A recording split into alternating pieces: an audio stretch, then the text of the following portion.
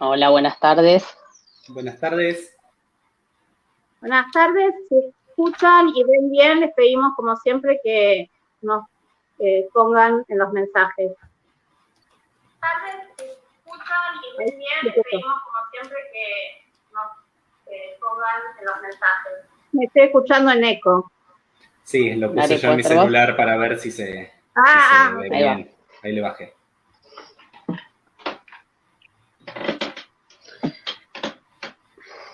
Bueno, si alguien se conecta y nos avisa mejor, así estamos seguras.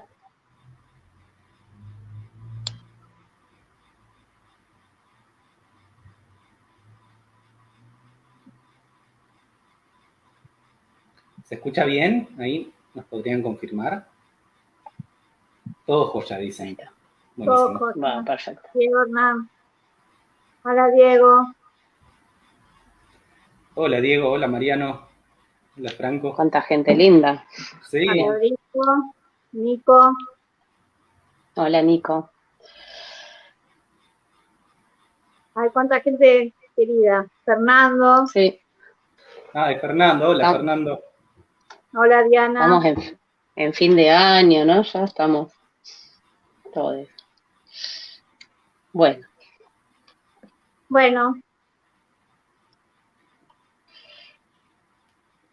Buenas tardes a todos, todas, todos.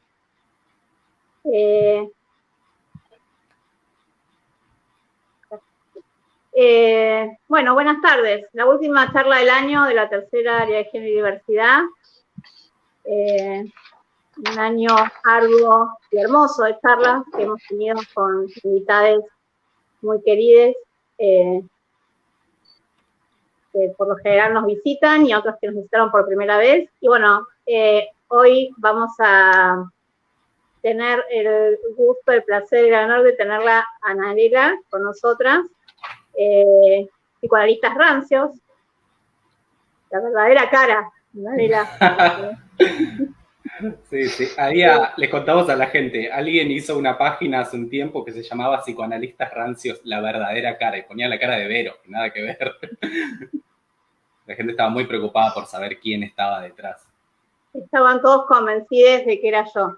Bueno, figura por ahí la página, no logré que la bajaran, pero bueno, no importa. Les decía, para mí un honor que me digan que era la cara, pero bueno, era como una estafa, porque no era yo quien había creado la página. Y bueno, vamos a hacer una presentación de Narela para quienes no la conocen, que en realidad, por lo que estoy viendo del público, casi ninguno, porque todos son habitués del espacio. Pero bueno, presentamos a Nare. Nare es travesti, estudió psicología en la Universidad de Buenos Aires, administra la cuenta de Instagram y el canal de YouTube de Psicoanalistas Rancias. La administra, la creó, la administra y es la gerenciadora de todo. Y dicta talleres de crítica al psicoanálisis de forma independiente. Bueno, esperamos pasar un rato. La idea es tener una charla distinta al resto de las que tuvimos en el año. Vamos a conversar a partir de algunos disparadores respecto de la página Psicoanalistas Rancios y vamos a conversar entre las tres y bueno, por supuesto después vamos a abrir a preguntas a los oyentes y televidentes. Por favor, hagan preguntas, comentarios. Sí. Bueno, yo voy a empezar tal vez mencionando lo que pensé, ¿no? Con respecto a este espacio o a este evento o a este acontecimiento, ¿no? Que fue Psicoanalistas Rancios, que fue por allá por fines de 2019, ¿no? En área de su creación. La semana que viene se cumplen 2 años. Sí. 2 años. Y nuestro ciclo en la tercera, 3, ¿no? Bien. Bueno, y pensaba, digamos, como para poder situarme o hacerme como alguna idea de qué fue, digamos, esto, o de qué es, porque sobre todo, digamos, además es algo que transcurre en un espacio virtual, ¿no? En principio. O siempre que hablamos de lo virtual, siempre tenemos que pensar también en dónde está el territorio, ¿no? De eso que se produce. Entonces, se me venía como todo el tiempo la idea de las intervenciones artísticas, ¿no? Yo lo pongo a jugar, digo, no sé si lo es, pero lo podemos por ahí charlar entre todos quienes estamos acá, de pensar, digamos, a esta creación, porque es una creación, no es una administración, justamente para mí, porque es, ¿no?, algo que tiene más peso, algo del orden de una performance, ¿no? Pero de una performance como es toda intervención en el arte que apunta en realidad a que mediante alguna acción algo se modifique, ¿no? Algo, digamos, se conmueva, se interpele también, si se quiere, nombrando, ¿no?,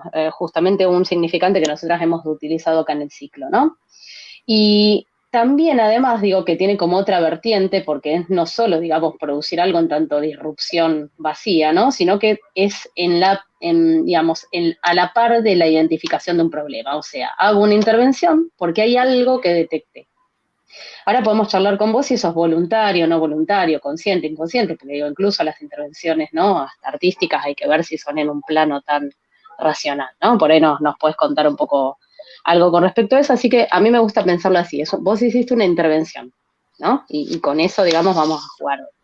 Y después, me gustaría leer algunas frases de un libro que se llama, no sé si todos le conocen, Los bárbaros, ensayos sobre la mutación, que es de Alexandro Barico. Él ahí, yo voy a leer nada más y después lo charlamos en todo caso, ¿no? Voy a leer algunos de los párrafos de la introducción. Él dice: quiero decir que ese es precisamente el asunto que me gustaría comprender. ¿En qué consiste la mutación que veo a mi alrededor? Si tuviera que resumirlo, diría lo siguiente. Todo el mundo percibe en el ambiente un incomprensible apocalipsis inminente. Y por todas partes, esa voz que corre. Los bárbaros están llegando. Los profesores competentes desde su cátedra miden los silencios de sus alumnos y ven allí las ruinas que ha dejado a su paso la horda de los bárbaros. Hablan de una tierra saqueada por depredadores sin cultura y sin historia. Los bárbaros aquí están. Voy más adelante. Podría ser, dice Barico, soy consciente de ello. El normal duelo entre las generaciones, los viejos que se resisten a la invasión de los jóvenes. El poder constituido, el poder, ¿no?, que defiende sus posiciones, acusando de bárbaros a los emergentes. Pero estas cosas siempre han ocurrido, ¿no? Es tan profundo esta vez este duelo que parece distinto. Los agresores están haciendo algo mucho más profundo. Están cambiando el mapa. A mí ahí se me viene, lo charlamos, Nare, si querés después, la desterritorialización de la que hablábamos, ¿no? Bueno, tal vez sea un momento de esos, dice, ¿no?, donde todo ha cambiado. Y los bárbaros, a los que llamamos así, son una nueva especie que tiene branquias detrás de las orejas y que deciden vivir abajo el agua. Es obvio que nosotros, desde fuera, con nuestros pulmoncitos, tenemos la impresión de que se trata de un apocalipsis inminente. Donde esa gente puede respirar, nosotros nos morimos. Bueno, lo corto ahí, lo detengo ahí. Me parece que por ahí la pregunta que nos tenemos que hacer es cómo vamos a seguir respirando, ¿no? Bueno, Nari, contanos un poquito. Bueno, primero que nada, no les puedo explicar lo feliz que estoy de estar en este espacio ahora con ustedes, porque este ciclo, no sé si ustedes dimensionan la importancia que tiene y lo potente que es. Ya este es el tercer año que lo vienen haciendo, la cantidad de personas que pasaron por acá, la cantidad de ideas y de propuestas. Así que nada, para mí es un honor enorme estar acá, aparte con ustedes dos, que las quiero y las admiro muchísimo, y que para mí, ya se lo dije, pero lo digo de vuelta, para mí son referentes. Eso por un lado.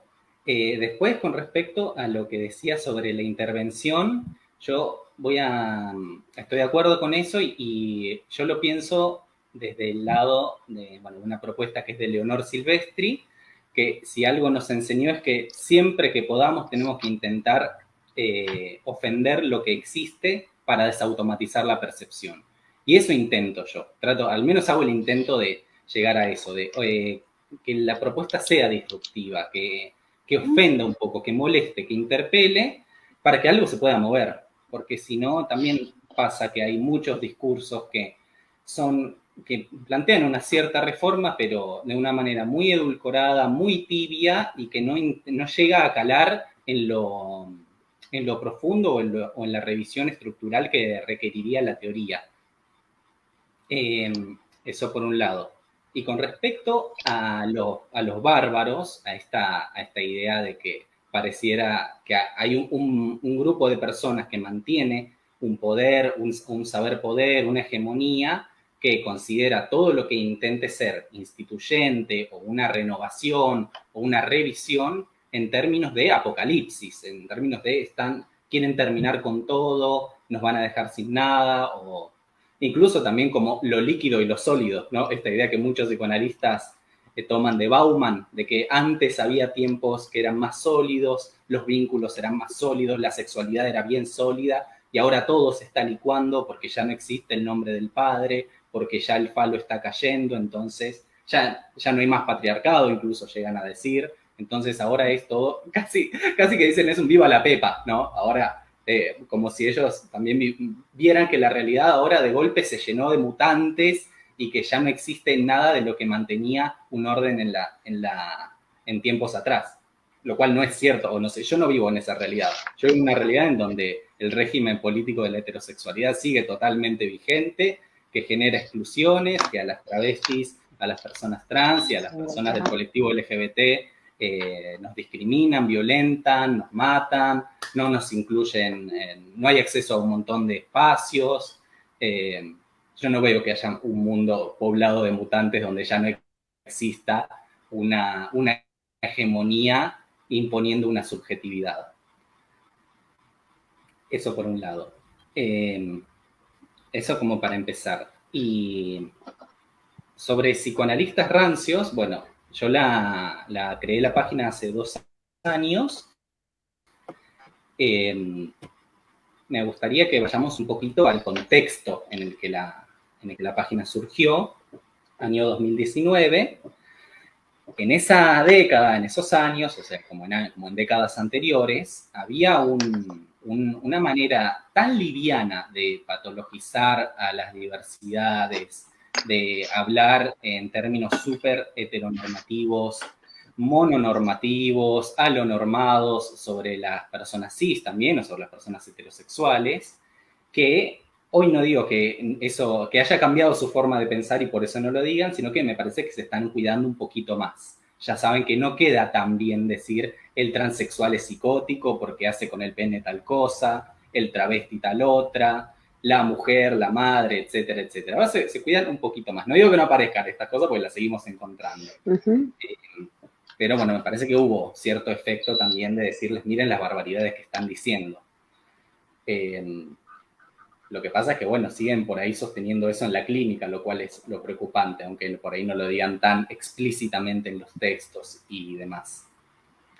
Pero bueno, en esos años, en lo que yo veía en la facultad, en lo que veía en los textos de divulgación y en los libros que iban saliendo, era una patologización tan explícita y un modo de teorizar tan cis-heterocentrado que yo quería hacer algo que, por lo menos, no sé, implicara hacer un poco de ruido para que eso pudiera ser interpelado de alguna manera. Y no sabía bien qué hacer. Una opción era empezar a escribir artículos, no sé, para congresos, para alguna revista, pero bueno, pensaba que eso por ahí no le iba a leer nada y no iba a pasar nada con eso, porque es más, la heteronormatividad del psicoanálisis, la cisnormatividad del psicoanálisis, hace 50 años que se viene criticando. Y por ahí más, no es algo que sea de estos años, ni es algo que lo haya dicho yo, ni que sea de esta última década. O sea, es algo que viene hace muchísimos años y no entraba eso. Como eran ninguneadas, críticas que eran desestimadas. Entonces, por ahí la vía académica no me parecía la más adecuada para eso, la más potable. Entonces, bueno, empecé a citarlos en las redes, a poner lo que estaban diciendo en Facebook. Ese fue el primer movimiento que hice, empezar a poner las citas con nombre y apellido de lo que venían diciendo sobre las personas no binarias, sobre las personas trans, sobre las personas gays, lo que venían diciendo sobre la maternidad como un mandato, y demás, ¿no? Sobre la masculinidad hegemónica. Y generó un revuelo enorme. Ya quienes hayan visto en ese momento lo que pasó fue instantáneo. A los poquitos días ya era una cosa de que se empezó a replicar, la gente lo empezó a compartir y un montón de gente a atacarme y a pedirme que dé la cara, que diga quién soy, no sé para qué, porque me parece que no era lo relevante eso, sino lo relevante era lo que se estaba diciendo, el contenido. Y esa idea un poco surgió por conocer lo que hacían ustedes, lo que hacía Vero sobre todo en su muro, que era tomar también citas de psicoanalistas contemporáneos y rebatirlas con argumentos. Decir, esto es lo que encuentro que está siendo un obstáculo en esta idea por tal y tal motivo. Y de discutirlo con la gente que comentara. Y me pareció una práctica genial esa. Algo que, por ejemplo, en la Facultad de Psicología no se hace. No se hace decir, bueno, el profesor baja una idea y bueno, encuentro en esto, le puedo hacer tal crítica, la podemos conversar. No, hay un modo de transmitir que es súper dogmático y que no admite la crítica. Por lo general, quizás en algún espacio, en alguna oportunidad ocurra, pero no es lo más común, todo lo contrario. Entonces, bueno, eso me pareció una práctica súper interesante para adoptar y que me parecía fundamental que se empiece a ser más habitual tomar una idea y poder criticarla, no, con esto de desautomatizar la percepción, no tomarla como verdad, no tomar como que porque lo está diciendo un psicoanalista, esto es verdad, o debe ser así porque su experiencia clínica encontró esto, entonces se deriva de lo que ve empíricamente. No, no es así, eso ya está atravesado por toda una serie de prejuicios y tiene un montón de efectos patologizantes y normativos en la clínica. No sé si querían comentar algo. No, yo recordaba cuando hablabas respecto del momento en el que surgió, fue un año también productivo de embates contra el psicoanálisis hegemónico, porque bueno, a fin de año tuvimos la exposición de Preciado, ¿no? En la Escuela de la Causa Freudiana. Pero digo, un poco lo que venía sucediendo era que con cierto impulso de los feminismos, bueno, veníamos, ¿no? De Ni Una Menos y demás, que empezaron a interpelar algunas cuestiones del psicoanálisis, o del psicoanálisis académico o más hegemónico, hubo como un movimiento, ¿no? De negociación de que empezaron a hablar de diversidades, de el movimiento LGBT, ¿no? Se empezó a hablar, pero lo tomaron, digo, para no perderse un poco el tema de moda, como decían estos, ¿no? Que de alguna manera lo planteaban como una moda, lo plantean algunos todavía, como una moda. Y tomaron todo este envión y lo que hicieron es, de alguna manera, objetivar la cuestión y empezar a hablar de eso, ¿no? Esto es lo que hablábamos un poco previo a las charlas, ¿no? Que esta cuestión, en vez de posicionarse y ver de qué se trata, digamos, o qué es lo que estaba haciendo el psicoanálisis en ese momento, con eso que le venían cuestionando, o los movimientos venían cuestionando, lo que surgió es tomar y redoblar la apuesta y empezar a hablar de eso como un objeto de estudio y psicopatologizar fue la respuesta, ¿no? Entonces, como que a condición, empezaron a hablar de eso y dieron lugar dentro de los discursos psicoanalíticos a condición, obviamente, de que les permitan encasillarlos, de permitirles o de arrogarse el derecho, digamos, a poder patologizar o de poder ubicarlo en alguna de las tres estructuras, ¿no? Claro, de explicar cuál es su etiología, o sea, su causa, y poder ubicarlos en una nosografía. Sí. Sí, y más o menos eso fue también hasta lo que llegó, recuerdo una de las primeras voces que surgió después de la intervención de Preciado, que fue la de Maleval, ¿no? Maleval se permitió en algún punto pensar que podían incorporar esas estructuras no anudadas borromianamente, a condición de que se dejen patologizar, digamos, ¿no? Entonces, era el pase para anudamientos no borromianos, ¿no? Claro. Bueno, es el texto que surgió así como reactivo. Pero digo, fue como una respuesta reaccionaria, ¿sí? A lo que se venía dando. Totalmente. Y bueno, tengo una cita que me va precisa. Dale, a ver qué iba a decir. Dale. Para terminar de entender mejor cómo era ese contexto. Cita del año 2011 de este libro. A ver si se ve ahí. Comunismo Sexual, de Silvia Ons.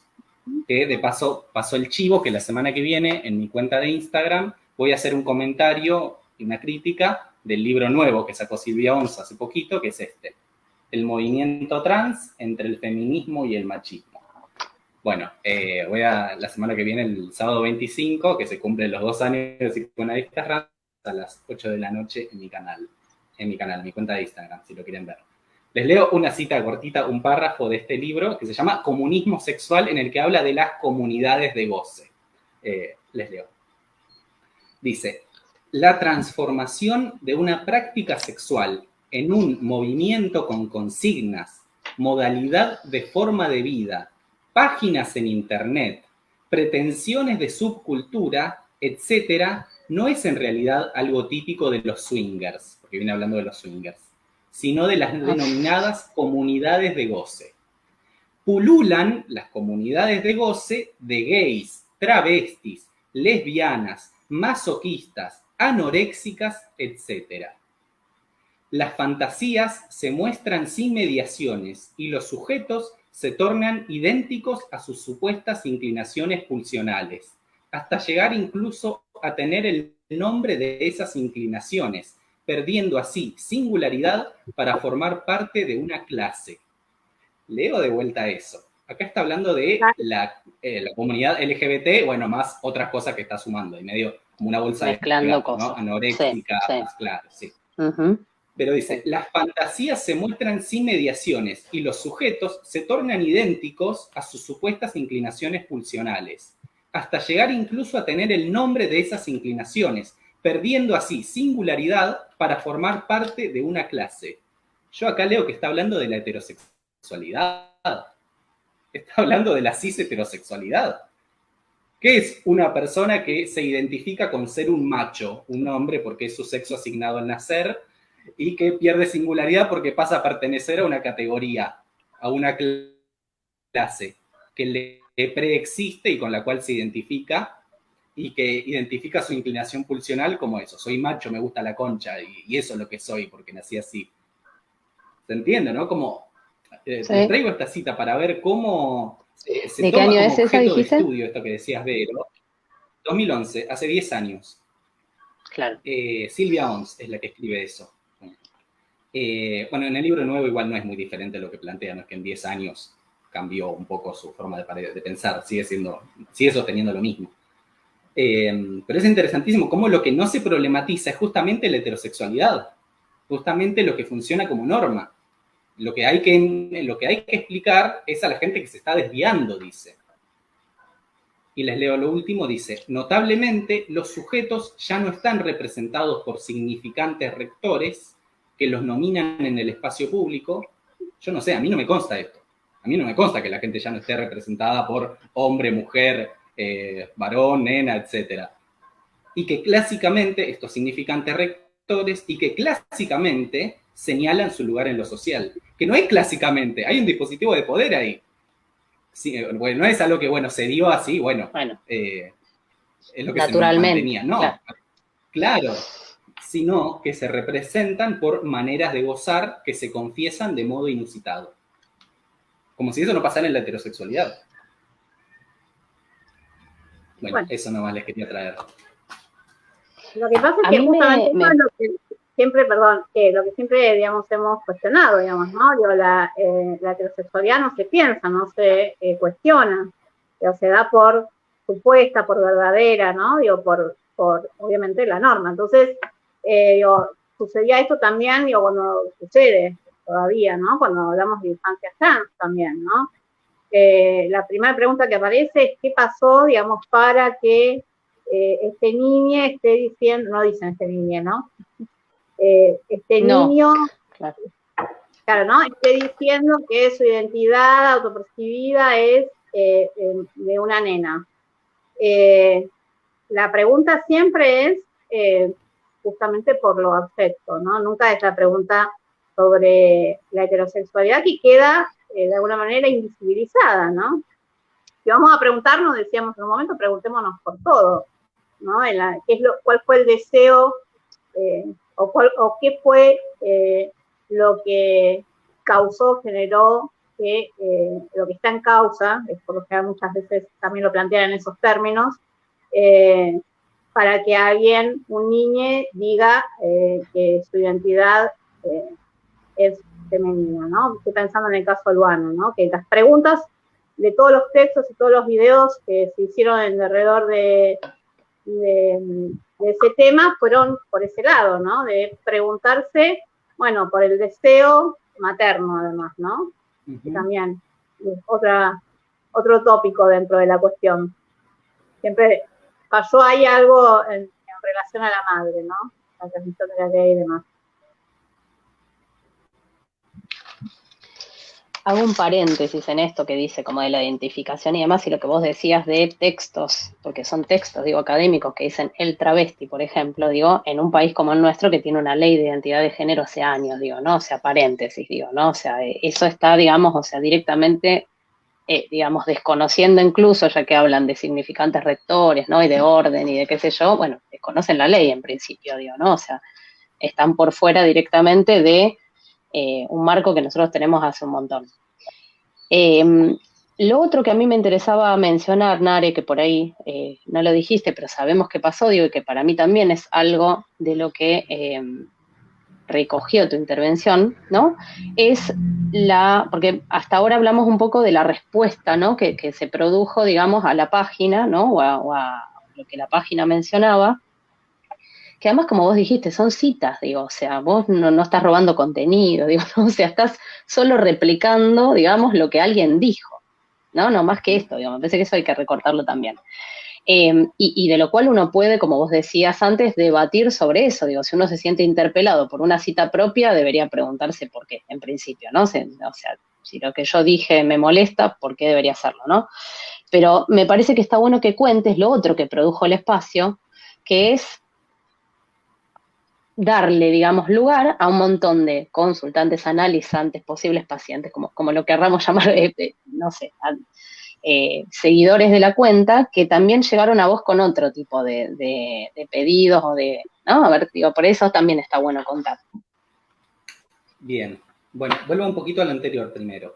Dale. Yo le puse psicoanalistas rancios porque para mí era un buen modo de nombrar a psicoanalistas que lo que hacían era teorizar sus prejuicios o teorizar desde sus prejuicios y tomar esa teoría como base para la clínica. Esa para mí como una buena, era como la manera que yo tenía de entenderlo. Psicoanalista rancio como eso, alguien que está teorizando con sus prejuicios, o sea, está utilizando un lenguaje de la teoría para decir lo mismo que quisiera decir en términos coloquiales, que una persona trans está enferma, que algo salió mal en su desarrollo, en su familia, en el deseo de la madre, que una persona gay también tiene algo que falló en el camino a la heterosexualidad, o una mujer que no quiere ser madre también, hay algo que está fallando, o sea, quizás algo que podrían decir habitualmente lo dicen en términos teóricos, ¿no? Usan goce, pulsión, identificación, pero están diciendo lo mismo que podrían decir en una reunión de amigos, quejándose de que ahora existe la diversidad. Todo está roto. Por ejemplo, la diversidad sexual. Claro, y no de que ahora existe, sino de que ahora por ahí tiene más visibilidad o las luchas van por otro, tienen más fuerza y demás. Eso por un lado. Lo que generó esto, además del revuelo y el enojo de muchas personas que se sintieron que estaban siendo atacadas, fue justamente que un montón de gente que han padecido esto en la clínica empezaran a verse reflejadas ahí.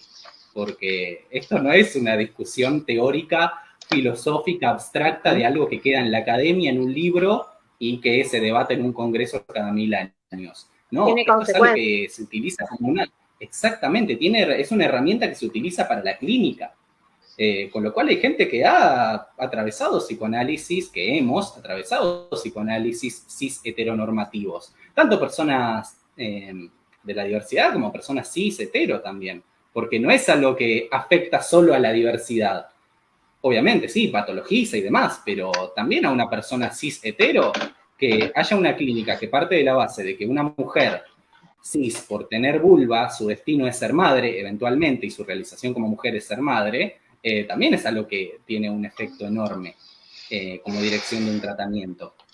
Entonces empezó a pasar eso, con un montón de personas que decían, a mí esto me pasó, yo estuve con psicoanalistas que hacían estas intervenciones. Y lo mismo, o sea, eso por un lado, por el lado de los consultantes. Gente que después cuando me escribía para pedirme si les podía recomendar a alguien que no sea rancio, que me siguen pidiendo recomendaciones. Y también estudiantes que encontraban que había cosas que les hacían mucho ruido de la teoría, pero por ahí no tenían los argumentos como para poder rebatirlas o para poder ponerlas en cuestión, además de que ya sabemos que no son muy amigables los espacios de transmisión hegemónicos al cuestionamiento. Y también, bueno, un montón de personas que ya venían pensando otras ideas, que ya venían como trabajando estas críticas y que nos empezamos a conectar y a conocer, lo cual a mí me parece como una de los mejores efectos que tuvo eso, que yo pude conocer a un montón de personas de distintas partes del mundo, de distintas partes de Argentina también, que ya venían trabajando en estas críticas y que justamente, bueno, una de las cosas buenas que trajo la pandemia dentro de todo lo malo fue por ahí desterritorializar un poquito los espacios de transmisión y de debate y que uno pueda juntarse por Zoom con alguien de Formosa, por ejemplo, que yo tengo una gran amiga en Formosa, le mando un saludo a Gaby Palacios, que es una gran compañera de investigación, cuando me conecté con ella me dijo eso, ¿no? Como nosotras también venimos pensando un montón esto, pero como no sabíamos con quién juntarnos para debatirlo, para empezar a construir otra cosa. Entonces me parece que ese fue un efecto interesantísimo, como de empezar a ver que somos un montón, por eso yo no quería mostrar la cara, para que no se personalice en una persona. No es una resentida, una loca, una hortiva que está enojadísima y que está criticando. No, somos un montón de personas que venimos cuestionando eso. Aparte, yo tardé no sé si te acordás, pero sí, habían entrado como hasta en una especie de delirio de que te iban a denunciar justamente en la justicia, digamos, por publicar. Me querían meter presa, ya, sí. Cadena perpetua, sí, totalmente.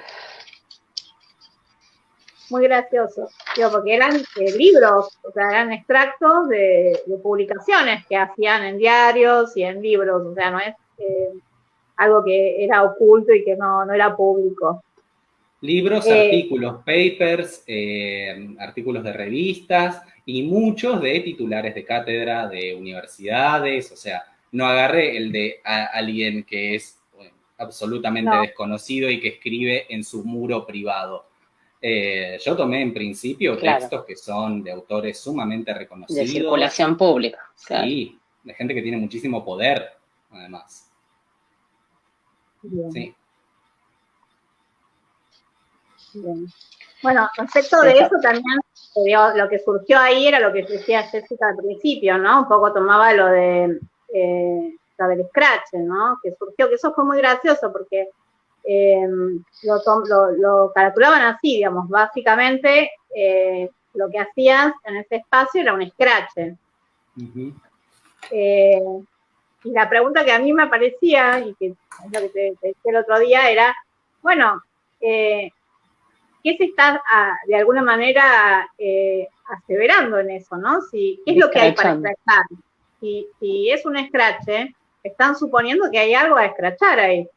Uh-huh. Bueno, era como, ¿no? A confesión de parte. Exactamente, sí. Sí, sí. Bueno, nosotras con Vero, que trabajamos en la justicia, decíamos algo de esto, digo, ¿no? De alguna manera el scratch es en realidad la respuesta que hay cuando hay algo que no se escucha en otros ámbitos, digamos, ¿no? Entonces, bueno, pues, tal vez hasta en esa vía pueda hacerlo, digamos, o sea, es lo que aparece por otro lugar que las vías formales, digamos, porque en las vías formales no ha podido, digamos, aparecer. O sea que en algún punto tampoco sería, digamos, un insulto, si así lo fuera, ¿no? O sea, como dice Vero, bueno, si hay algo para escrachar, bueno, entonces habrá que escuchar, digo, de última hay que escuchar, ¿no? Sí, Exactamente, bueno, se tomó como un ataque a las personas, ¿no? Como un ataque al eminente psicoanalista, eh, cuando en realidad era en principio una crítica a la teoría, A lo teorizado, claro. a lo teorizado, que ahora bien, lo teorizado no es algo que exista en abstracto, lo teorizado es algo que se sostiene por personas. O sea, en ese sentido también, además, o sea, además de ser una crítica a la teoría, era una crítica a las personas que eligen seguir sosteniendo esa teoría, eligen defenderla a capa y espada y que toman como ataque todo lo que sea una crítica constructiva. Totalmente. Uh-huh.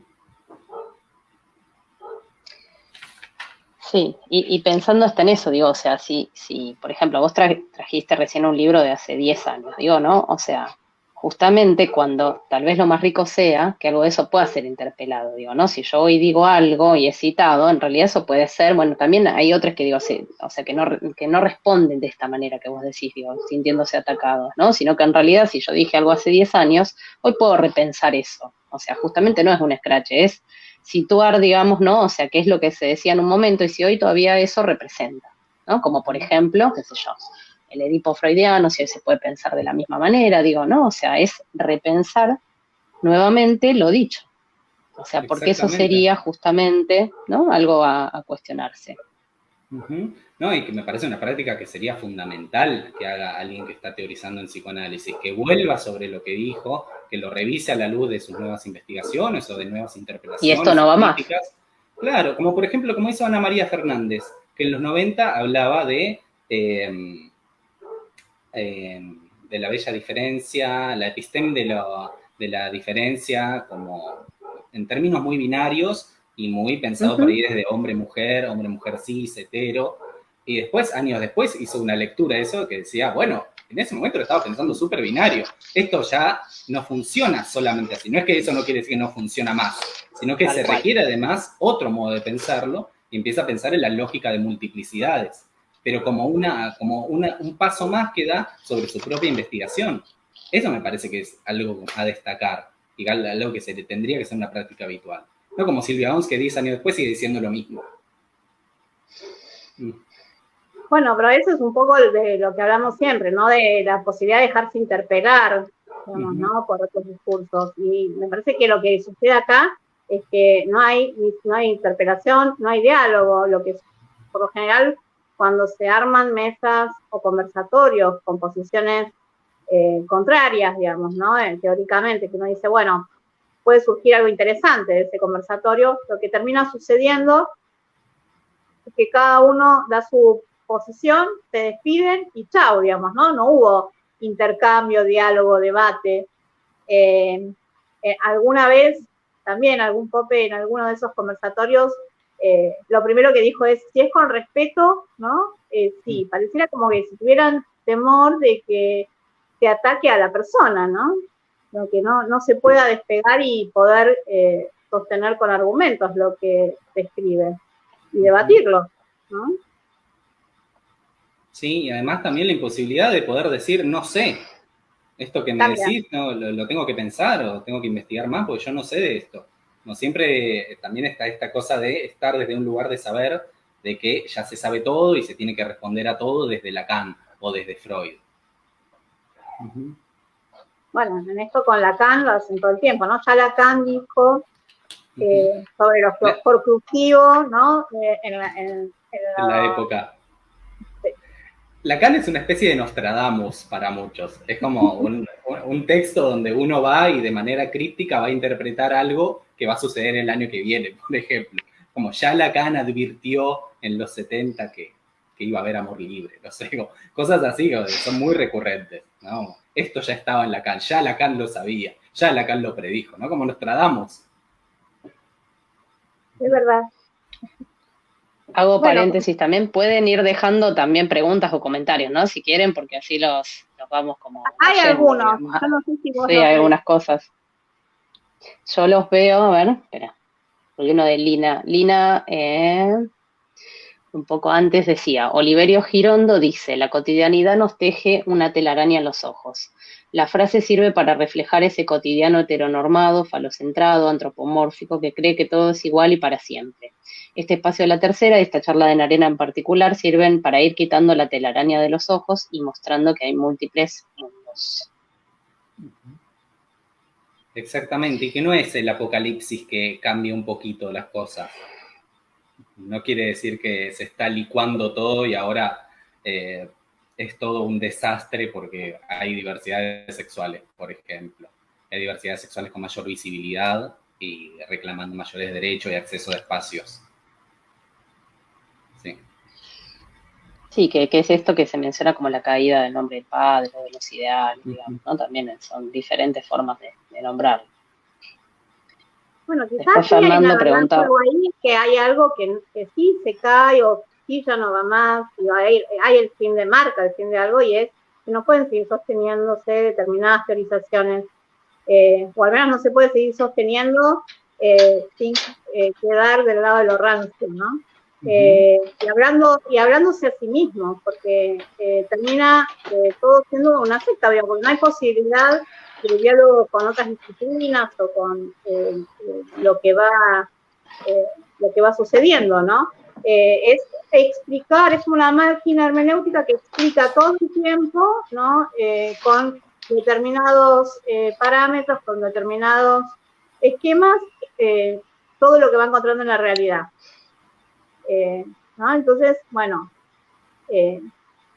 la consecuencia es la patologización, por supuesto, porque si sostienen determinada posición del cuerpo, determinada concepción respecto de qué sería la norma, digamos, bueno, sí, todo lo demás que tiene que ver con las sexualidades disidentes les va a quedar en lo patológico, ¿no?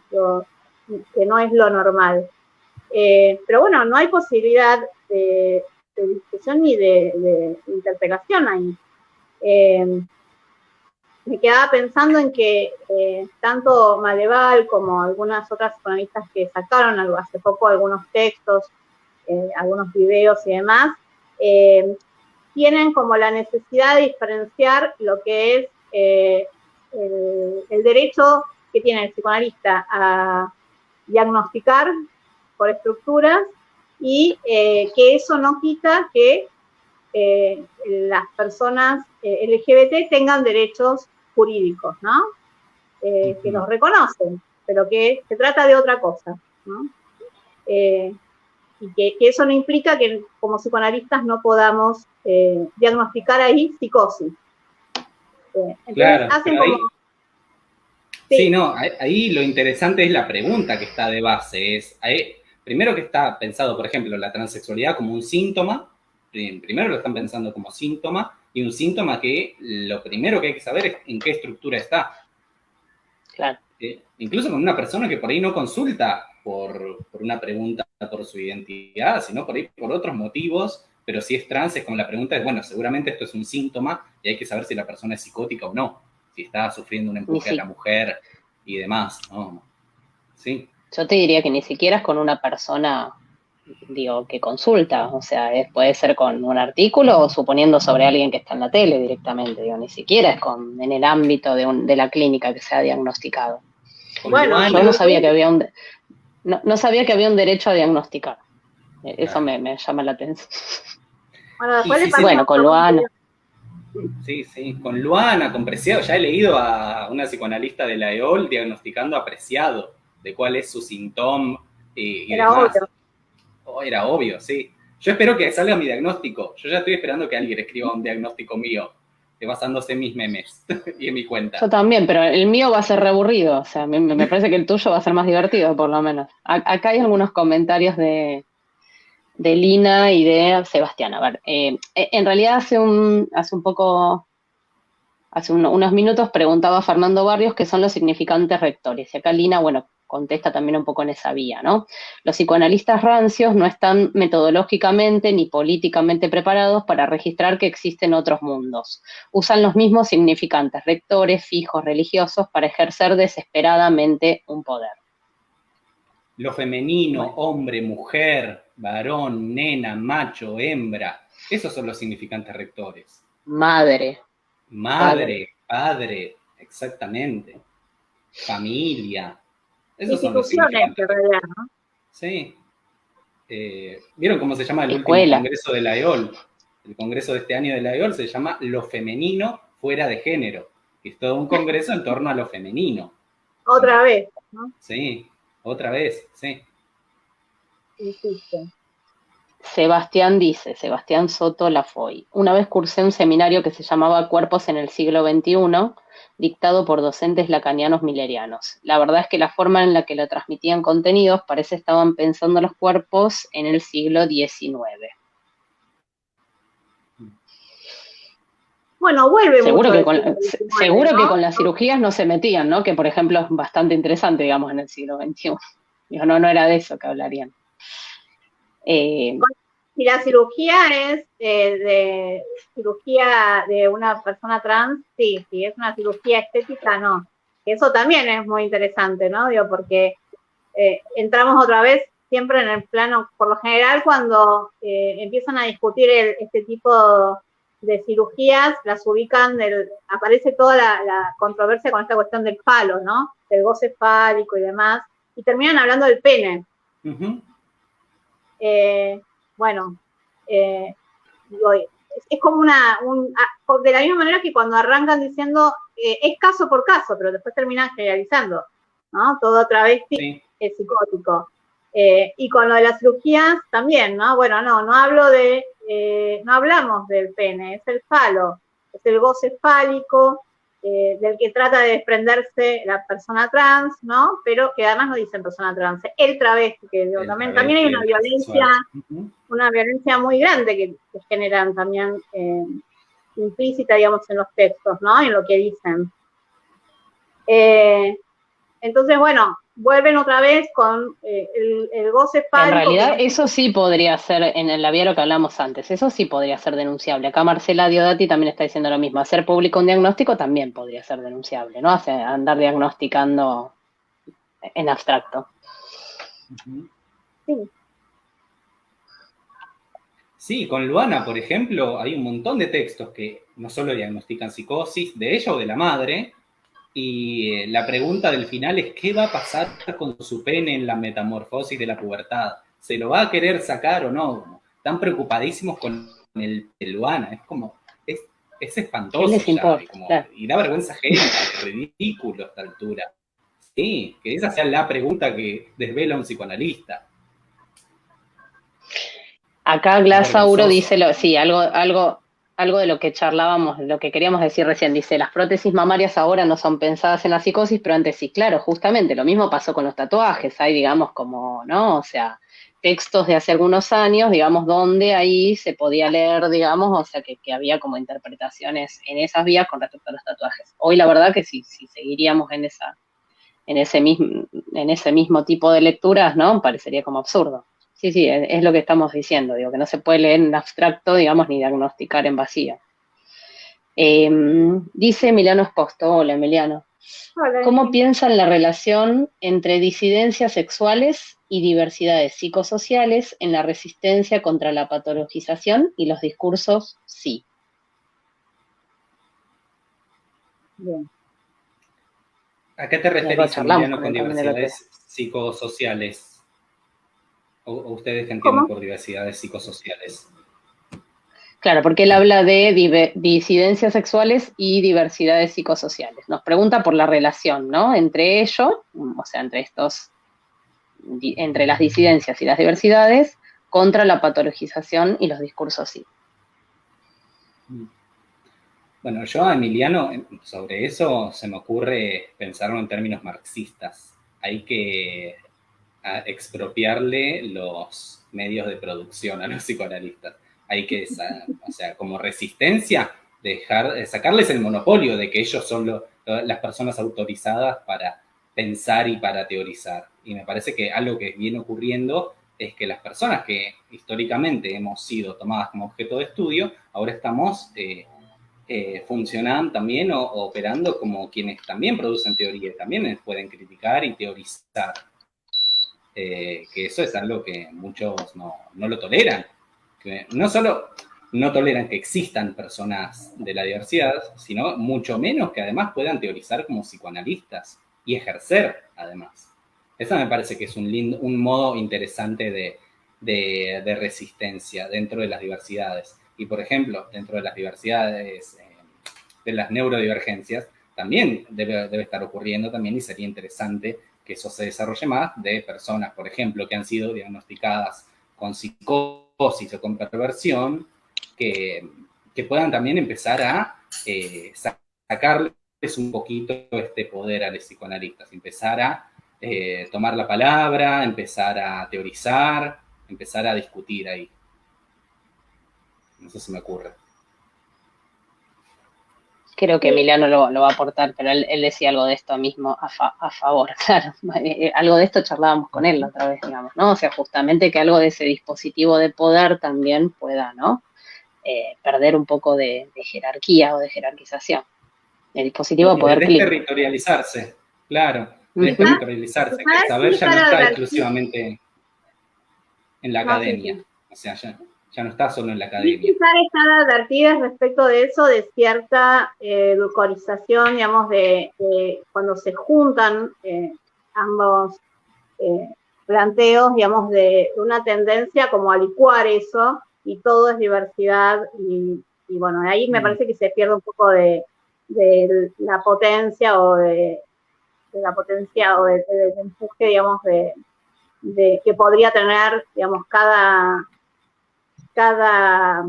cuestionamiento que se puede hacer de cada movimiento, ¿no? Desde lo más propio de cada uno. Se tiende como, bueno, a licuar, digamos, los mensajes políticos que tiene cada uno de los movimientos, ¿sí? Y lo que queda por fuera en eso es la dimensión del poder. La dimensión del poder con las normativas y exclusiones que genera. Porque si se dice toda sexualidad es perversa, todo el mundo es loco, toda familia es diversa, todo el mundo es trans, lo que se hace es dejar de lado que existe una norma y un funcionamiento del poder que hace que ciertas personas sean aceptadas, reconocibles, legibles, y que otras queden excluidas y que sea legitimada una violencia que se ejerza sobre ellas y demás. Me parece que en esos discursos edulcorados, como decís vos, Vero, de, bueno, pero todo el mundo es loco. Bueno, no todo el mundo. Eso, el punto es este. De discapacidad, no todo el mundo está medicalizado. Sí. Toda sexualidad es perversa. Bueno, nombrate vos como perverso, psicoanalista. A ver qué te pasa, cómo te miran tus colegas y decís, sí, me encanta que me rompan el culo y me caben en la cara. Soy perverso, no sé qué. A ver qué pasa con eso. Si te dejan hacer el pase, si te siguen llamando a dar conferencias magistrales. Te van a dejar hacer otro tipo de pase, como según decía Vero, ha planteado, por ejemplo, Maleval, digamos, podrían hacer, pero otro específico. Digamos. Te van a hacer una especial. Pero acá hay otros permitió pensarlo como posible, pero no, parecía como, bueno, si me largo a pensar que pueda ser posible que hagan el pase. Además, ahí es interesante ubicar ese texto porque trae en relación a lo que decía Emiliano, trae el caso de una, no me acuerdo si era una analista, pero que tenía Asperger. Claro. Entonces, bueno, y hace como la equiparación en esta respuesta apreciado respecto de que esa persona se presentó muchas veces al pase y que nunca lo había obtenido el pase, ¿no? No dice por qué no lo obtuvo, ¿no? No lo manifiesta, pero lo manifiesta en el ejemplo de alguna manera, ¿no? Y entonces dice, bueno, quizás si nos ponemos a pensar la posibilidad de que una persona Asperger o una persona trans pueda hacer el pase, tendríamos que abrirnos a que el pase sea para anudamientos no romeos, ¿no? Entonces, sí, lugar a esto, pero mientras entra en el casillero de la psicopatología, ¿no? Generalizada, además, por la identidad. Sí. retomando lo que decía Nari ahora, pero digo, donde no se, o sea, está bien, todos somos diversos, pero algunos no se nos explica, digamos, en todo caso, ¿no? Digo, la heterosexualidad no se explica, los cis no se explica, digo, ¿no? O sea, con esa diferencia. Hay varios comentarios, voy a tratar Perdón, a ver, yo ahí leerlos tengo una salvedad ordenadamente. para hacer. En psicoanálisis se explica la heterosexualidad y se explica la cis, una identidad cis. Se explica desde Freud. Desde lo ideal. Pero no Desde lo tiene el mismo ideal, lugar. claro. Desde lo Claro, ideal, claro. desde la culminación de un desarrollo satisfactorio de la sexualidad. Y como un lugar En Freud es de un plano incuestionado. evolutivo, claro, es la llegada adecuada, digamos, desde un plano bien evolutivo donde se llega bien o se detiene, digamos, ¿no? Sí, sí. Se alcanza la masculinidad, se alcanza la feminidad, el deseo de maternidad, se alcanza ahí una posición activa o pasiva, sí. O sea, se explica la heterosexualidad, pero no tiene el mismo lugar que la explicación de la homosexualidad, por ejemplo, que es entendida como desvío de ese camino que estaba preestablecido. Exacto, y la sexualidad genital es la adecuada, digamos, ¿no? Debiendo relegarse, digamos, todo lo que no cumpla, digamos, con esos objetivos. Bueno, acá Fernando Barrios dice, el psicoanálisis le dio discurso a la heterosexualidad. Totalmente, obvio. Totalmente de acuerdo. Le dio discurso, le dio elementos para seguir reforzándose y armó una clínica en base a eso. O sea, hay una clínica que es heteronormativa. Ahí sí existe un psicoanálisis que es heteronormativo y cisnormativo. Aún hoy en día sigue existiendo. Eso me parece que es indudable hoy en día. O sea, ya me parece que alguien diga, no, el psicoanálisis nunca fue ni es heteronormativo, porque el psicoanálisis piensa que toda la sexualidad es perversa, es no tener una lectura desde los estudios de género, por ejemplo, desde la teoría queer, es simplemente quedarse en la palabra de los maestros, nada más. ¿Qué leen los psicoanalistas? Sería la pregunta. A ver, hay como varias capas. Si se me escapa alguna, vuelvan a avisarme. Bueno, dice me encanta que estén Franco haciendo muchos Vago. comentarios. Sí, que Franco Vago dice, ¿qué efectos creen que tiene el modo de teorizar del psicoanálisis hegemónico sobre consultantes que demandan un dispositivo? Bueno, algo de esto comentaste vos con quienes llegan, ¿no?, a la página a pedir un psicoanalista no rancio, ¿no? Claro, sí. Por ejemplo, una persona trans o no binaria que no le respeten los pronombres. O le dicen, pero vos naciste hombre o mujer, vos sos un hombre o mujer.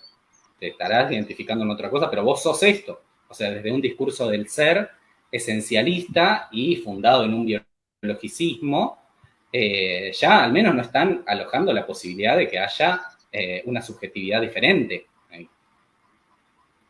Claro, los efectos serán singulares, pero son desde angustiantes, melancolizantes, digo, o sea, un montón de efectos, digamos, o sea, seguramente, digo, se pueden situar, digo, lo que pasa que es desde, digamos, cada experiencia también, ¿no? Claro. Pero hay generalidades ahí. Por ejemplo, la violencia de género. Iba a leer eso. Claro, vos tenés un goce y por eso no te leo lo que vas. dice Gaby. Sí. Justo Gaby decía algo en esa línea.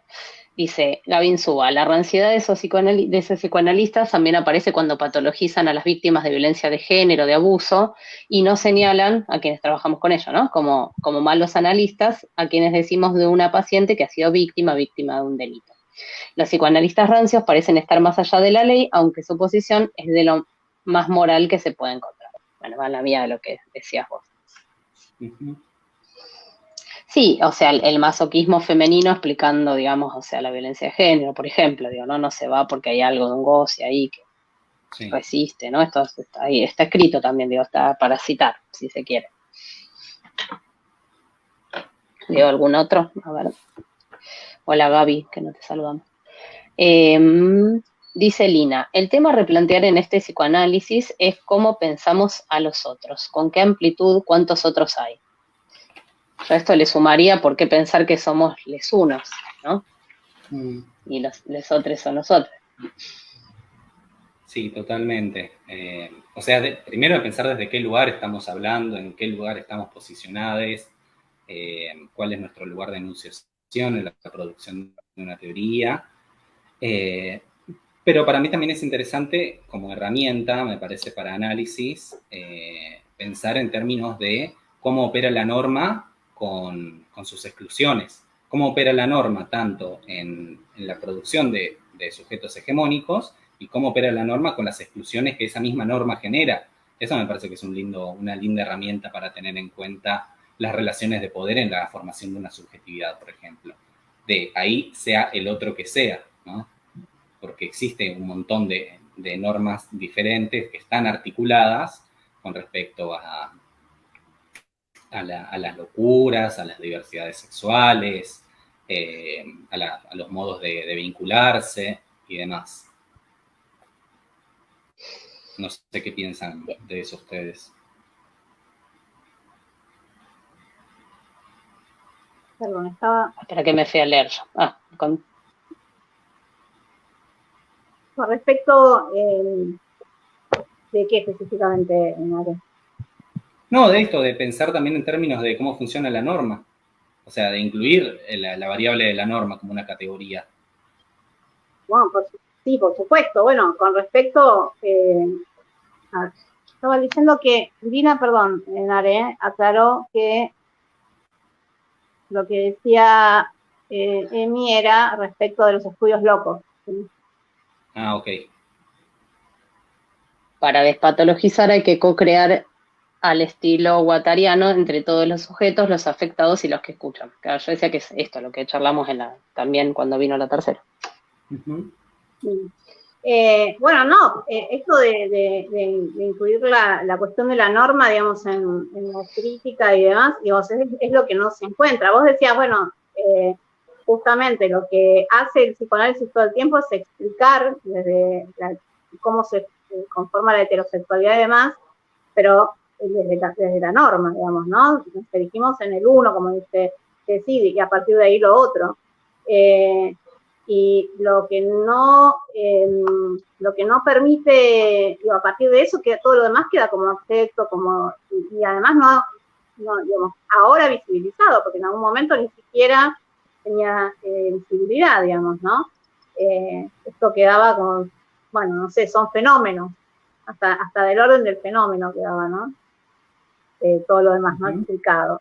Hasta que luego, bueno, aparece ahí la posibilidad de lo que permite, digamos, el dispositivo, que es, además de generar norma, digamos, todo el tiempo, también ubicar qué es lo que queda como lo patológico, ¿no? Lo que queda por fuera y, de alguna manera, dar consistencia a este sistema. Lo que se pierde ahí, me parece,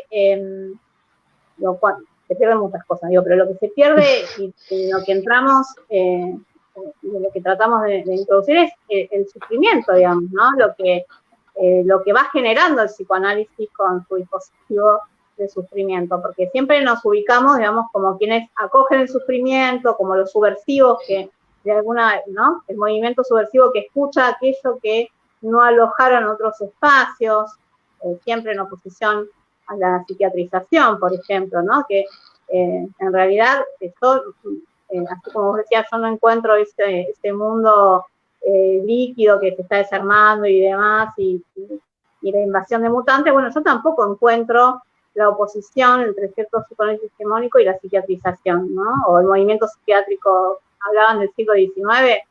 Bueno, parece que estamos ahí parados, ¿no? Todo el tiempo tratando de ubicarse como un discurso que subvierte este saber poder de los psiquiátricos sobre los sujetos y sin embargo terminamos reproduciendo eso. Entonces, siento que en algún momento el psicoanálisis se convirtió en una psicopatología. Exactamente, ese es un problema enorme, las continuidades que hay entre algunos psicoanálisis y la psiquiatría, las prácticas psiquiátricas, es un problemón eso. Por ejemplo, sobre transexualidad, la teoría que hay en el psicoanálisis freudo-lacaniano sobre transexualidad está en continuidad absoluta con las teorizaciones de la década del 60 de la psiquiatría sobre la transexualidad.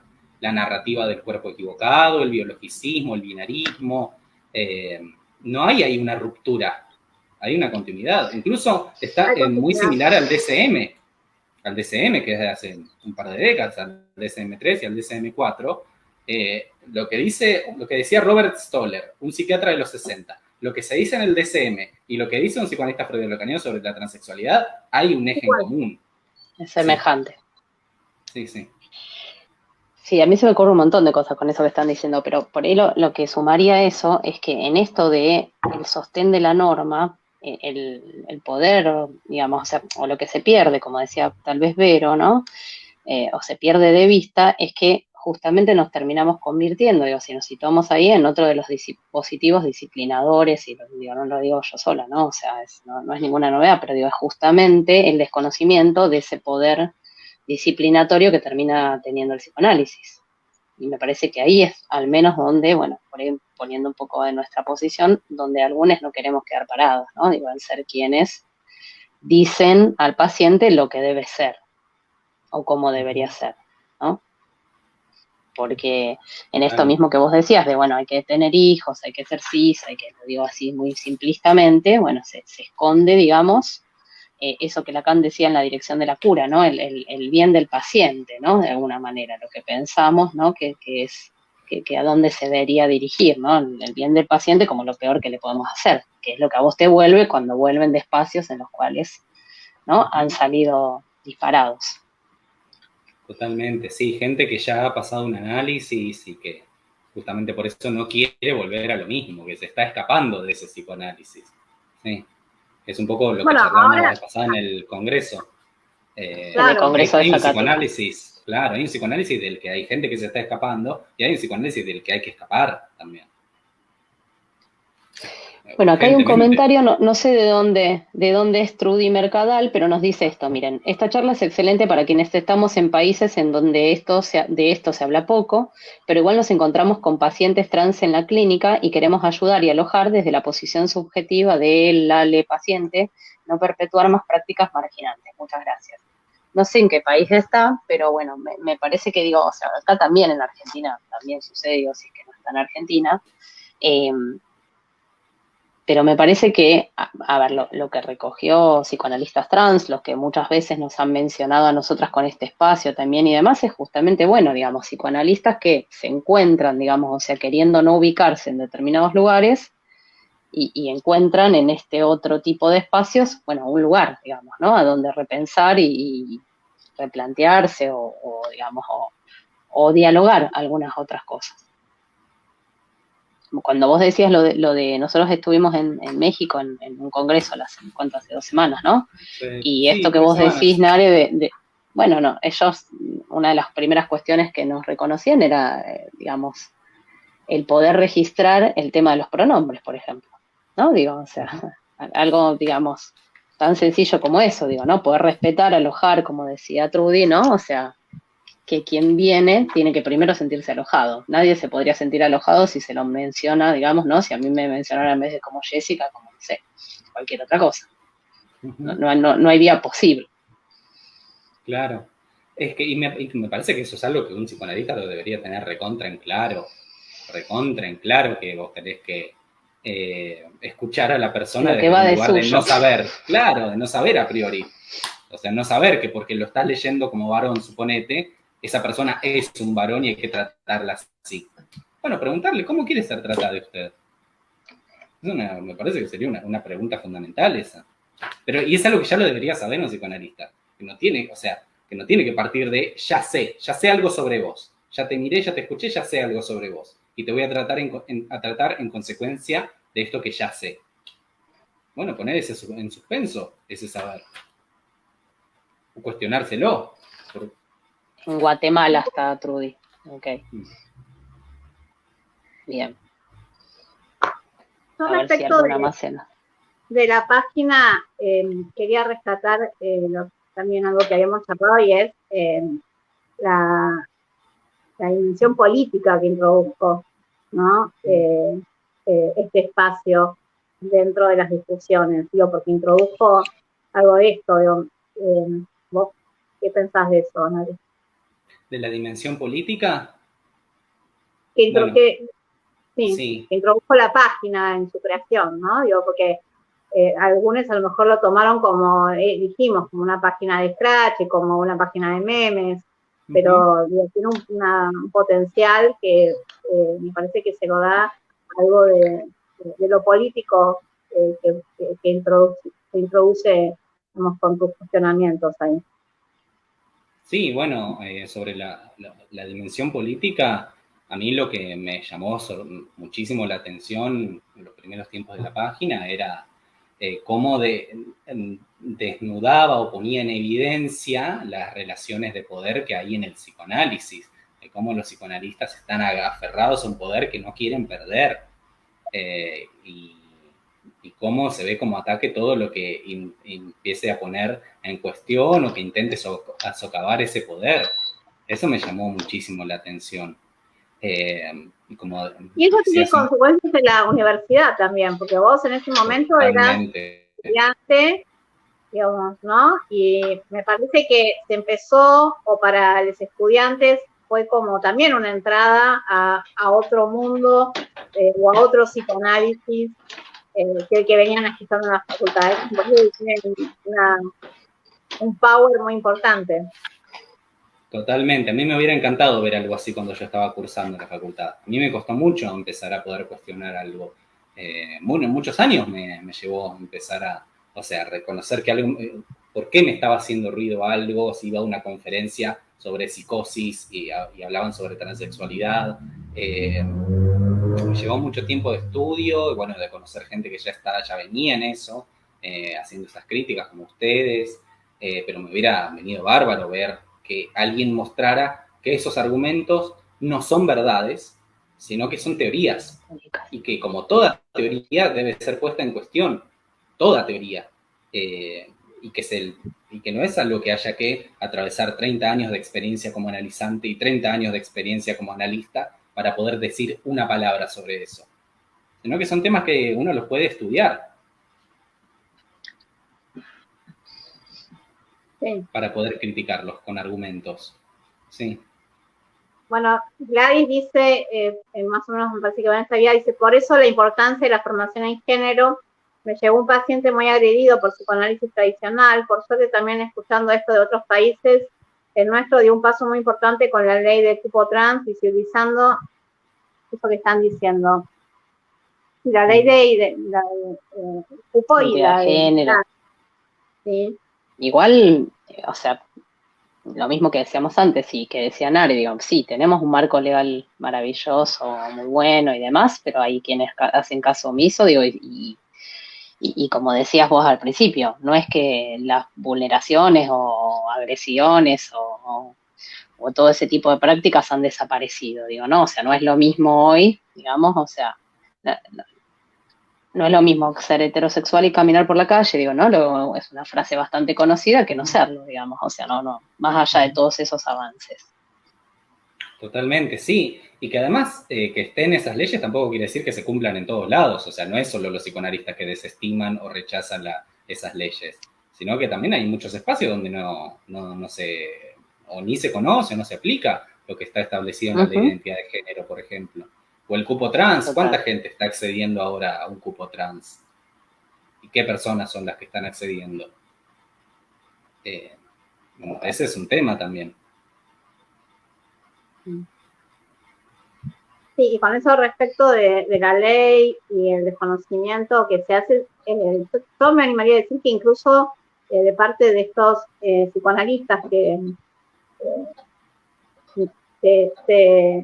se preservan el derecho a poder patologizar o encuadrar o diagnosticar, ¿no? a las personas trans dentro de estructura psicótica. Lo que aparece una y otra vez en los discursos es algo que es muy llamativo y es, bueno, en el ámbito jurídico está bien, yo lo reconozco, está la ley, tienen derechos. Ahora, en el consultorio, ¿no?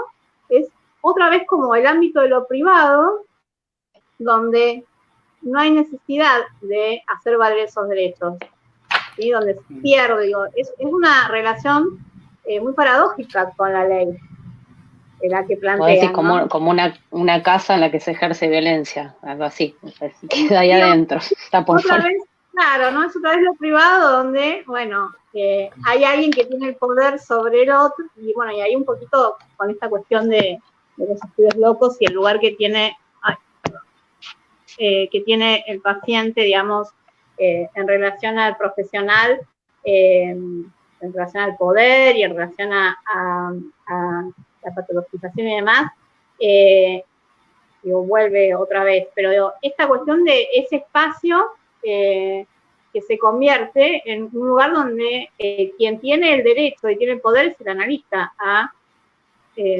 hacer caso omiso de la ley, ¿no? Bueno, eso sí, eso es para los derechos civiles que tiene la persona. Ahora, acá adentro es otra cosa. Es muy fuerte. Es lo que estoy diciendo, sí. Está escrito y está dicho, estoy pensando en un analista. Sí. Yo he leído incluso ideología de los derechos humanos. La gente tiene una ideología, como hablan de ideología de género por psicoanalistas, ¿no? Ideología de género, marxismo cultural, ideología de los derechos humanos. Como que ahora por una ley, ahora vale todo, porque está la ley, ahora vale todo. Como en la misma línea de esto de lo líquido, la declinación del padre y de que ya no hay una firmeza en lo sólido. Sí. Sí, después Fernando Barrios dice, psicoanalistas rancios hizo evidente que el psicoanálisis es una práctica del decir, como dice Lacan en Le Tourdit, y que esa práctica no es inocente. No, claro. Y los pacientes también lo dicen, que no es inocente, que es con consecuencias. Recién, no me acuerdo quién era, Glau, usaba este término de pacientes agredidos por psicoanalistas. Digo, qué fuerte. Bueno, hablando de pacientes, ayer me hicieron una derivación de un adolescente que está en una transición, o sea, habrá que ver cómo así lo transmiten, y la persona que lo había tomado en otro espacio lo quería medicalizar, ¿no? Porque lo que escuchaba ahí obviamente era algo del orden de lo delirante, de un brote, ¿no? Que no sabemos, digamos, porque ahí sí sería la clínica, claro, pero no per se, ¿no? No por la identidad, hay como una cuestión de patología por la identidad, a pesar de que dicen que es el caso por caso, ¿no? Uh-huh. Bueno, me parece que no hay más comentarios. No sé, Nare, si querés por ahí decir algo más. Estamos ahí la hora, más o menos. No, bueno, me parece interesantísimo que también lo que pasó con psicoanalistas rancios empezó a replicar después, que hay otras páginas que también empezaron a citar. O sea, pasó lo que yo esperaba que pase, que quería que pase, era que se volviera una práctica habitual, tomar un texto psicoanalista y empezar a ponerlo en cuestión. Y quisiera también, sería para mí como algo deseable que eso siga ocurriendo también, que la gente se anime a seguir criticando, a criticar y a luego pensar en qué alternativas se proponen, en qué se puede construir, pero hace falta más espacios de intercambio, de debate, es fundamental empezar y bueno, que sea más habitual desacralizar a los autores, y a todos los autores, no solo a Freud y a Lacan, a los que están actualmente también. Claro, ¿no? Sí. Bueno, por un lado es triste que digamos que en la academia estas discusiones no tengan lugar, pero por otro lado también está bueno que digamos estas discusiones se den por fuera de la academia, ¿no? Que se pueda ubicar un espacio de debates, porque además todas las páginas que vos decís y los otros espacios que se fueron armando, que no son solamente de discusión de casos, sino de presentación de presentaciones y de charlas y demás, generó una horizontalidad también, ¿no? Que eso también es interesante para pensar la cuestión del poder dentro de la transmisión del psicoanálisis. Y en ese sentido le digo a los psicoanalistas de otros países también que no vayamos a convertir también a Argentina, digo que bastante tuvo mucho tiempo, nuevamente como en la metrópolis del psicoanálisis que le dice a los demás cómo hay que pensar lo que hay que pensar, ¿no? Digo, el psicoanálisis situado también es interesante rescatarlo, ¿no? Sí, totalmente, sí. Sí, yo estoy de acuerdo con eso. Me parece que sí, que es fundamental construir espacios también por fuera de la academia, al mismo tiempo que se hace la crítica a lo que se transmite en la academia, pero también construir otros espacios por fuera, como el de la tercera, los talleres que doy solo con Gaby, me ha pasado que personas me digan, es la primera vez que estoy en una clase de psicoanálisis y no la paso mal, o que es muy fuerte eso, es interesantísimo, o que me digan, podía preguntar algo con libertad, como para que lo preguntemos. Bueno, ¿qué está pasando entonces en las transmisiones en las instituciones hegemónicas? Que se la pasa mal, no se puede preguntar algo. Es grave y es preocupante que pase eso en psicoanálisis, que para muchos es la subversión, una práctica que va a contrapelo de todo de la época. A mí me parece que no es así. De la época en la que se creó, la era que se creó hace más de 100 años. Claro. 200. Sí, tal cual. Bien. Bueno, creo que no hay ningún comentario más. Así que les agradecemos, ¿no? Bueno. Nare nos pedía que no nos despidiéramos sin decir cuál era la posición de por favor, su espacio. Bueno. Y bueno, nosotros también, digamos, habíamos creado este espacio, ya lleva 3 o 4 años, no me acuerdo. Digamos, todos los últimos años, dentro de la tercera. Obviamente también, ¿no? Digo, ha sido un espacio muy difícil de crear y de sostener. De sostenerlo dentro del ambiente psicoanalítico, la tercera es una institución de las clásicas del psicoanálisis, ¿no? Así que bueno, ha tenido su carácter disruptivo institucionalmente. Lo que quería resaltar yo respecto de eso, porque hay muchas cuestiones en relación a la posición, pero la primera que apareció como una de las primeras cuestiones que nos habíamos puesto a pensar con Jessy cuando empezamos en la cocina de nuestro consultorio a pensar en un espacio posible. Literal. Sí, literal. En los microsegundos en que los cruzábamos. Tenía que ver con estar cansadas de escuchar hablar de las identidades disidentes desde una posición de saber poder y ubicarlas como el objeto de estudio, ¿no? Esto era muy claro.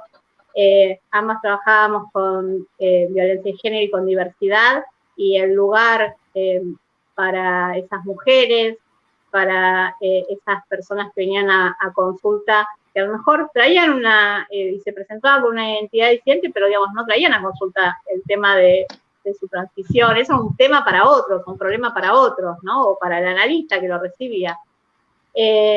Y los ciclos que escuchábamos y los lugares a los que íbamos, o en ese momento presencial, para poder escuchar algo de cierto interesamiento de psicoanálisis, género y diversidad, todo el tiempo ubicaban este lugar, ¿no? De objeto de estudio.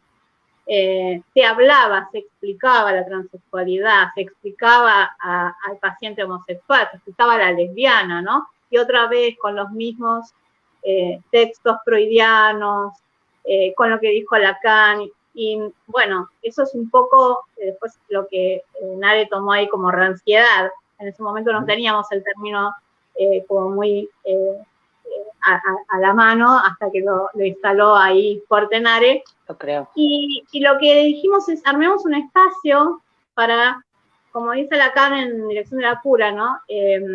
Poner al psicoanalista en el banquillo. Digo, ¿cuántas veces hay que poner al psicoanalista en el banquillo? Porque ahí Lacan lo ponía en el banquillo en relación a otros estándares, ¿no? Que en realidad también hacían mal y patologizaban, pero bueno, con otras temáticas. Entonces decíamos, pongamos el analista en el banquillo, pongamos la teoría en el banquillo y invitemos gente que tenga, que se permita interpelarse, ¿sí? Es más, no invitemos a todos los que tengan algo para decir de la diversidad, invitemos a quienes tienen al menos la disposición para dejarse interpelar y no tener todas las respuestas, ¿no? dejarse interpelar y interpelar respecto de qué se hace en la práctica clínica y respecto de la responsabilidad que tenemos en el sufrimiento extra que generamos en los consultorios, porque se genera sufrimiento y además se genera violencia, digamos, esto hay que decirlo, me parece súper importante. Es violento que una analista en un texto, en un video, se ponga a hablar de las disidencias y los nombre, a pesar de que declaradamente se han manifestado con un género femenino, con un género masculino. Eso es violencia, es seguir diciendo la verdad o el saber lo tengo yo soy la verdad, ¿no? Pero bueno, eso es un poco la posición que teníamos y lo primero que, alrededor de lo cual se gestó el espacio para mí, para Jessica.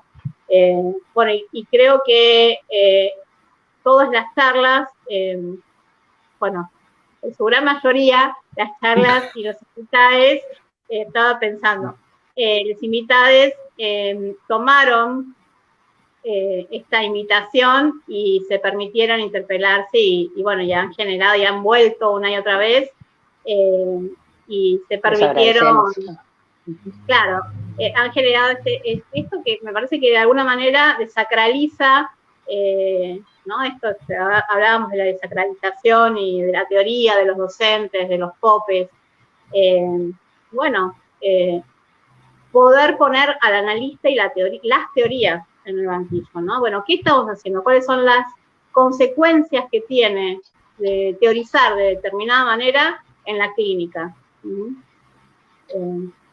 Bueno, esa es más o menos, en principio, digamos, cómo se gestó y cuál era nuestra posición al armar este espacio.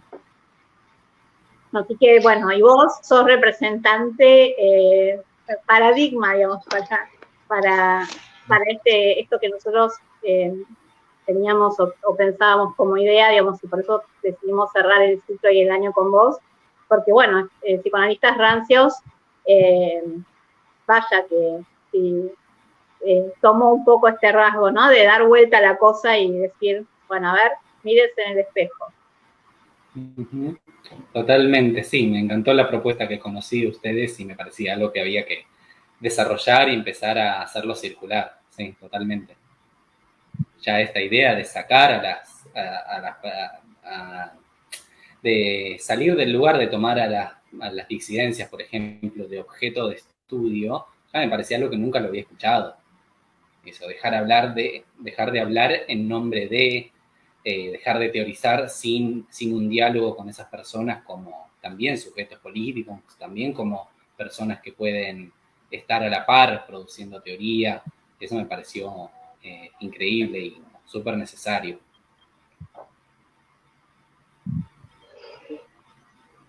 Bien.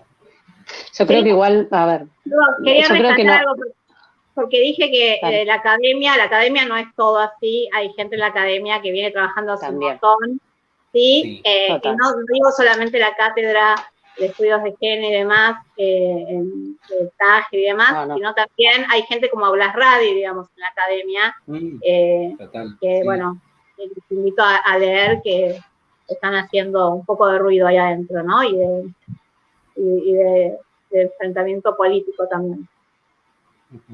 Sí, perdón, Jessica, te interrumpí. No, decía que por ahí para el año que viene, bueno, ya que estamos, lo comentamos, digo, repensando también el formato que le queremos dar, digo, o cómo lo vamos a hacer. Creo que igual todavía nos falta, ¿no? En este espacio, como falta en general, todavía que puedan hablar un poco más también como sujetos, ¿no? Quienes también han estado en ese otro lugar, digo, no, nos queda como pendiente con Vero. Estaría buenísimo. Sí. Sí. Lo intentamos. Que no es que no fueron invitados, Sucede que hay mucha desconfianza con los espacios analíticos. Entonces, bueno, a veces tienen miedo. Claro. Así que bueno, capaz que el año que viene podemos saldar esa deuda, ¿no? Bueno, pero este año, por ejemplo, estuvo Gabriela Mancilla, por ejemplo, alguien que fue recontra, atacada y patologizada, Valeria Paván. Sí. Bueno, ambas estuvieron charlando, bueno, eso me parece que estuvo bueno. Sí. Ir por un poco más. Sería interesantísimo. Creo que Emiliano Exposto también es el que proponía esto de empezar a escuchar también a los sobrevivientes del diván, no me acuerdo cómo le decía, pero las personas que han atravesado Algo un así. dispositivo Claro. normalizador, policíaco, empezar a también escuchar eso. Escuchar desde el lugar desde el que consume el psicoanálisis, desde el lugar del consultante, ¿no? Sí, que tiene un saber que no se ha escuchado también, digo, ¿no? Que también está en lugar de saber o de poder de otro tipo, ¿no? Por eso esto que decíamos, ¿quiénes son los otros, digo, en todo caso, ¿no? Si no son, ¿por qué son siempre otros? Claro. Bueno.